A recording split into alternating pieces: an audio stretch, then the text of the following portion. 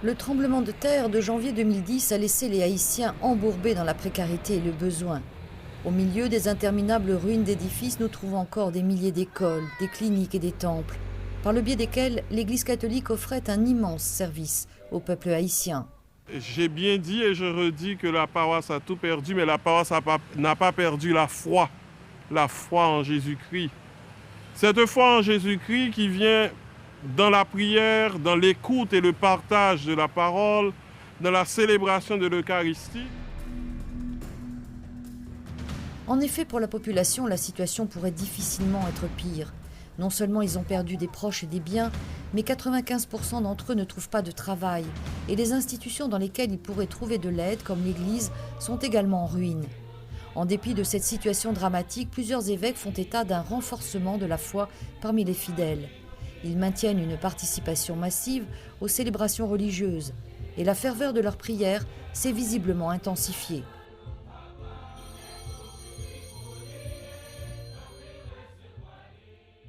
La communauté, l'esprit sont plus importants que les édifices. Bien évidemment, nous avons besoin de construction, ne serait-ce que pour le climat.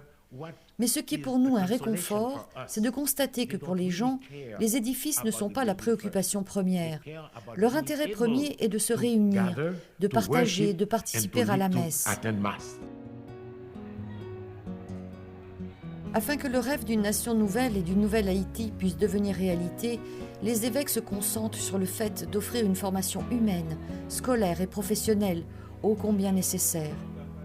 Les jeunes, et c'est une des priorités de l'Église d'Haïti, une des priorités de l'évêque de Jacmel, la formation des jeunes.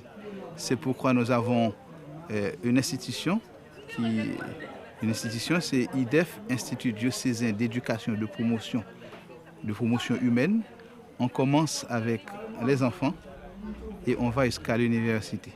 École maternelle, école élémentaire, école secondaire et l'université. Depuis toujours, l'Église est mue par le désir de faire que les hommes puissent mener une vie conforme à la dignité d'enfants de Dieu. Face à une telle situation en Haïti, l'Église se voit dans l'obligation de satisfaire les nécessités de l'État et de travailler au-delà de l'urgente assistance spirituelle. C'est le rêve de l'Église et c'est pour cela que le Saint-Père partage ce rêve. Lui, le Saint-Siège et l'Église en général soutiennent grandement notre projet, notre insistance sur les écoles et l'éducation. Nous devons être en mesure de fournir aux habitants haïtiens la possibilité d'améliorer les choses par eux-mêmes.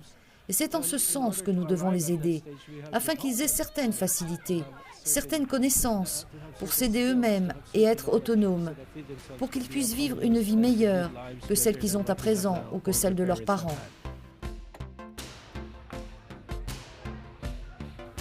L'espoir d'une vie digne, d'une société inspirée des valeurs chrétiennes est le rêve de l'Église.